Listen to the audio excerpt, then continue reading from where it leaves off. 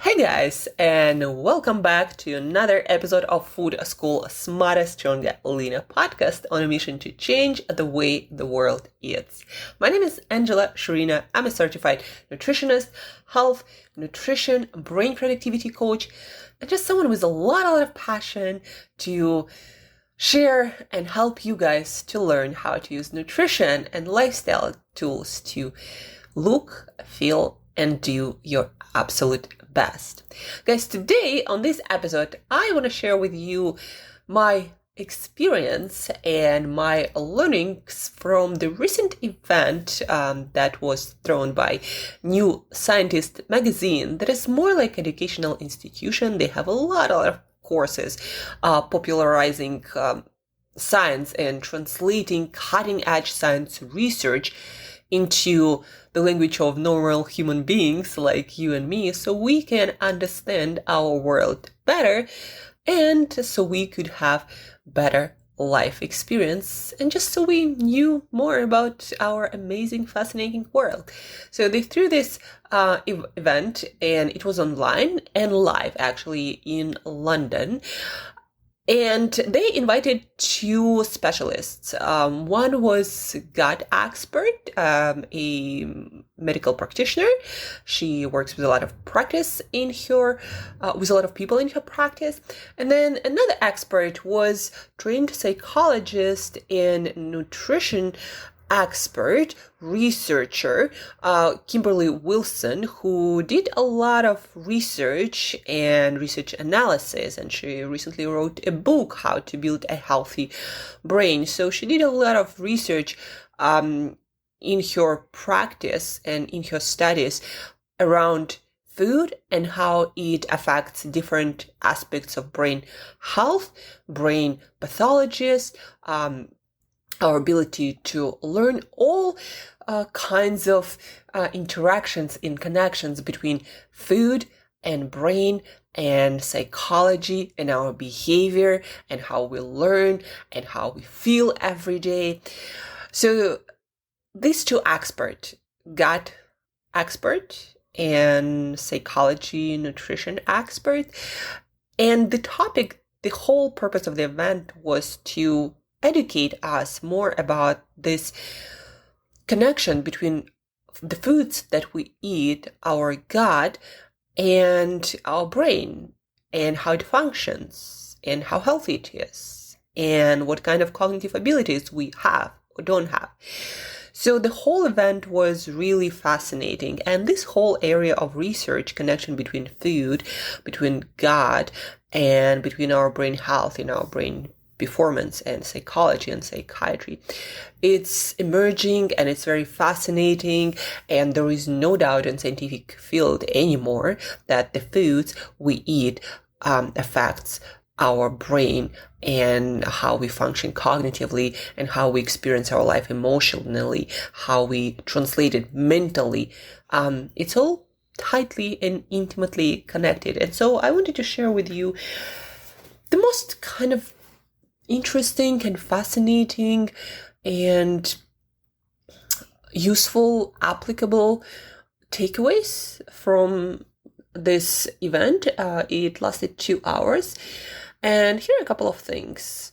On gut health, guys, there is no consensus still what a healthy gut is, what a healthy gut microbiome is. But what seems to be true is that the gut that has balanced variety of all kinds of gut microbes, they're not just microbes, but also viruses and bacteria, all kinds of things in our gut. So it seems that the healthiest people have the gut that has a diversity, a bigger diversity of those gut microbiomes that are balanced diversity, meaning not a lot of some, but not a lot of others. And specifically, we are talking about, more, of course, pro-health bacteria, less anti-health bacteria. And we have those, bacteria and microorganisms in our gut that create compounds that help our health, and other microorganisms that create compounds that create more inflammation or trigger our immune system or create all kind of particles and mess up our function. Not because they're evil, that just because they do. They process certain things that we get in our food or certain chemicals that we get because of our lifestyle, and they create other stuff that is not that beneficial for our health, right? Again, not some evil plot there. So let's get back to gut health. So the healthiest guts have a lot of diversity, balanced diversity, more pro-health gut bacteria. And the diversity is important because just like any ecosystem, the more diversity we have, the more resilience the ecosystem is. And it means that if some stressor comes in and takes something out, takes it out of balance, the more diversity we have, the more resilience the system has, and the more we are able to get back to health. We are able to bounce back faster and come out stronger, right? Whereas if you just have much fewer gut microbes, it means usually that your gut microbiome ecosystem has less resilience. And if you, for example, get sick or take any medications, or there is a lot of stress in your life, it means that your gut microbiome will suffer, and more often than not, it will be much harder for your gut microbiome to get back to normal if you have less variety. Now, to promote that variety, what is recommended is by that expert. Not sure exactly where she got exactly that number, probably by analyzing the diets of the healthiest people out there, the longest living people. And so the recommendation was to eat 30 different kinds of fiber-rich foods over the course of a week. So you take your plant-based foods and you gotta have like 30 of them each week, a variety of them. And it can be, beans and grains and fruit and veg and nuts and seeds and herbs and leafy greens that are also kind of vegetables. So all berries, all of these kinds of different fibers. So the practical recommendation is have mixes of things. So as the expert suggested, instead of buying, for example, a whole bunch of broccoli, buy mixes of vegetables, frozen or fresh, where you have some broccoli, some Brussels sprouts, maybe some cauliflower, maybe some purple and yellow cauliflower. When it comes to grains, don't just eat, quinoa. Maybe if you eat grains, eat oats and quinoa and amaranth and buckwheat. If you eat fruit, don't just eat one kind of fruit, but eat whole bunch. If you buy berries and eat berries, then buy a whole bunch and mix them together. If you eat nuts and seeds, then buy a variety or mix yourself, a variety of nuts and seeds, so you get different foods. That's how it is easily implemented to get a variety. So that's when it comes to gut health, right? The more variety, the better. The more whole foods we eat, the better our gut health usually is. So a very simple advice: eliminate as much as possible processed foods and all kinds of different products. And specifically, she talked also about additives to our foods. Now, you might not know this, but most of the additives in our foods and food products, things that you see on the ingredient list that you usually don't find in your kitchen, that are put in food products to preserve them or to make the consistency like smoother, or more pleasant, or to have things mixed better. Like, for example, if you get a nut milk, so the nut milk has the same consistency, it doesn't separate, they usually add all kinds of emulsifiers for that purpose, right? But you might again not know that, but a lot of those additives, they were never tested on gut microbiome. Now, let me be even more specific. Most of those additives were never ever tested on gut microbiome. So they were tested on human health. Like if you give if we give you this additive, then it's not gonna kill you, right? And it's not gonna cause any adverse health effects that are statistically significant in the next few weeks. That's all it matters.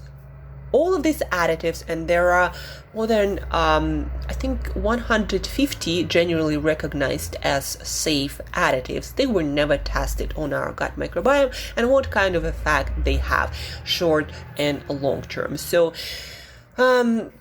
my personal recommendation, eat foods that your grandparents would recognize. They kind of turned out pretty fine, right? So we were eating whole foods for millennia, for so many years. So they were proven by time, and that's why it's much safer to eat whole foods than a bunch of additives a lot of those additives were added to our food supply in the last 10, sometimes even last couple of years, 10, 20 years, maybe the oldest one, 30, 40 years. But most of the additives, again, almost none of them were tested on gut microbiome. And so, guys, it's a gamble. And that's why I personally, whatever I buy, whether that almond milk or some yogurt, or if I buy ever any snack bar or spice mix, whatever mix, I always look at the ingredient list, and if there is something that I don't know what the heck that is, or there is a bunch of stuff that is not supposed to be there and is there for whichever reason, I try to find alternatives because I don't want to take that gamble on my gut health. And there's also been a research, more like an analysis of a lot of research from different experts that breached the gap between the gut and the brain. And the whole research analysis was about how our gut has 3 major ways to affect our health, and there are a bunch of ways and pathways how it affects our brain. Gut microbiome, microbes there, they process foods and different metabolites that we have in our gut, and then they create a lot of different compounds. And researchers say that more than 50% of molecules that are circulating in our blood, reaching our brain and all of organs and tissues, they actually produced by our microbes that process our food and everything that we put in our body, supplements, food, or whatever else is there, right? So there's a huge connection between what's happening in our gut and our brain. And now let's get to our second expert, Kimberly Wilson. I read her book, How to Build a Healthy Brain. That's why I remember her name so well. And she was talking all about different studies and research and experiments they did, and that made clear the connection between what we put in our body, in our gut, the nutrition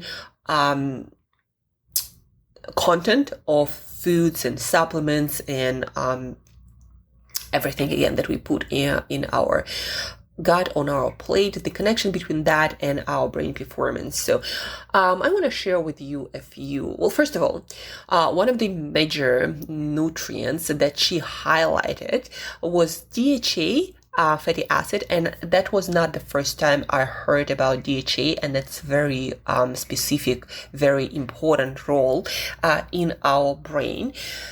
So DHA, this is the omega-3 fatty acids in the whole family of omega-3 fatty acids. So DHA, why it's so crucial, so special, so important for our brain, is because 97% of omega-3s in our brain are actually DHA. That DHA omega-3 fatty acid is mostly found in fatty fish and also algae. So if you're a vegan or plant-based, you can take algae-based omega-3 fatty acids oil, where you can find some DHA. Now, we can also make some DHA in theory from things like walnuts, but the conversion rate is so poor that it is a very bad idea to rely on things like walnuts or, flaxseed oil. So DHA, the only legit source to get enough, and again, 97% of omega-3s in our brain is DHA fatty acid. And DHA, they are the components of brain cell membranes and brain nerve cells themselves. In her talk, Kimberly Wilson mentioned that DHA, the amount of it, contributes to the fluidity of our cell membranes in our brain. And fluidity means nutrients and all kinds of chemicals like neurotransmitters. They travel easier in and out of our cells, and that just means better communication between our nerve cells. That means better learning abilities, more ideas, but also less anxiety, less brain fog, less mental fatigue, less depression. So the more DHA we have, the better, healthier, happier our brain is. And not just that, but the less DHA we have, the smaller brain we have, because DHA is actually required to build up nerve cells and connections between those nerve cells. And so the less DHA is available, the less structural building blocks your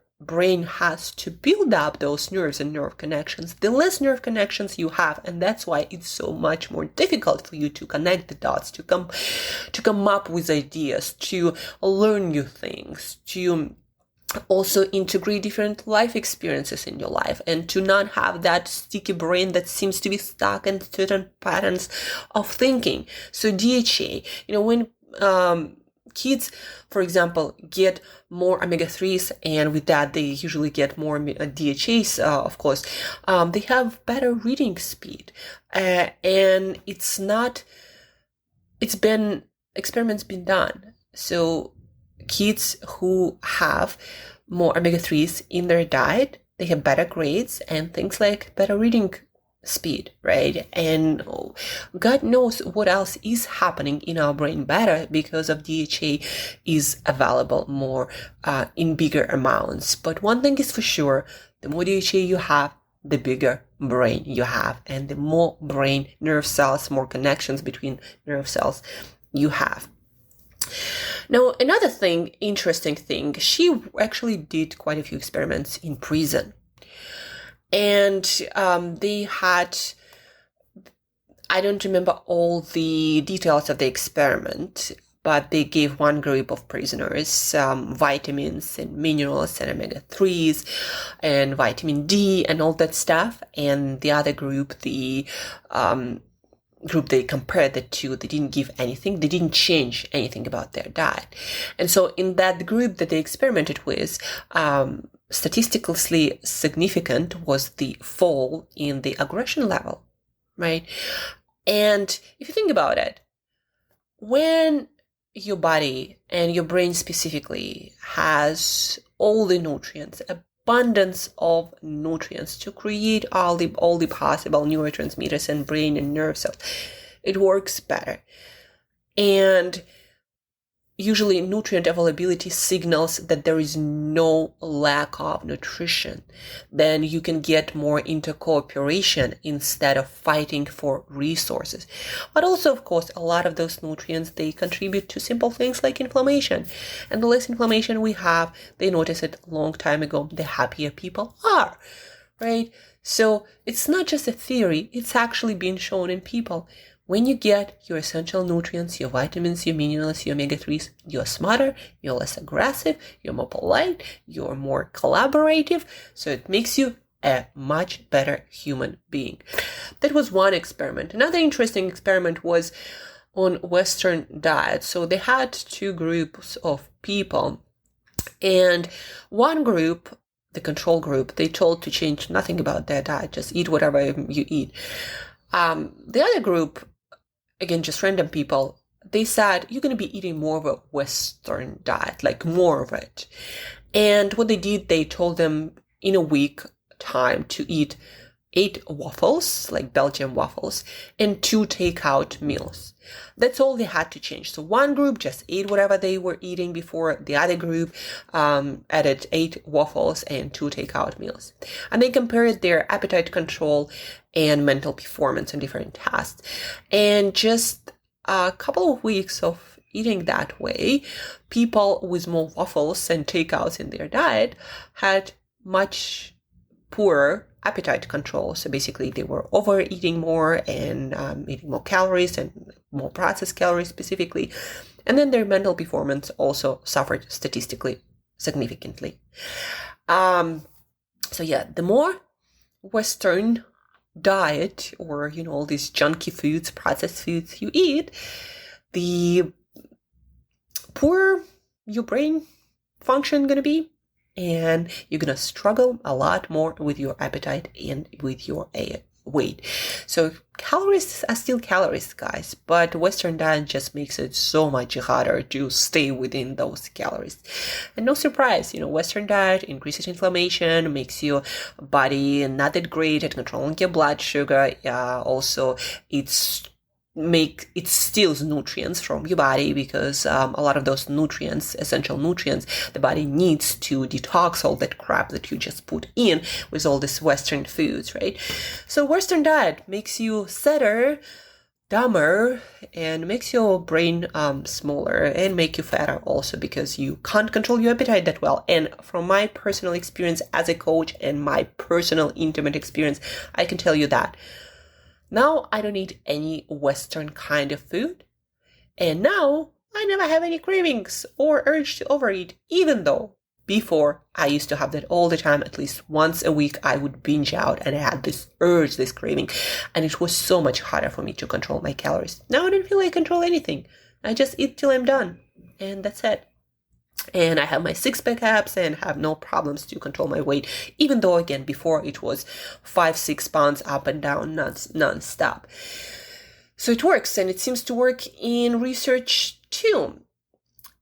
And another interesting piece of information from that event was about synergistic effects of different nutrients. So they were comparing brain performance and brain health in mice and in people, giving them supplements, B complex supplements specifically.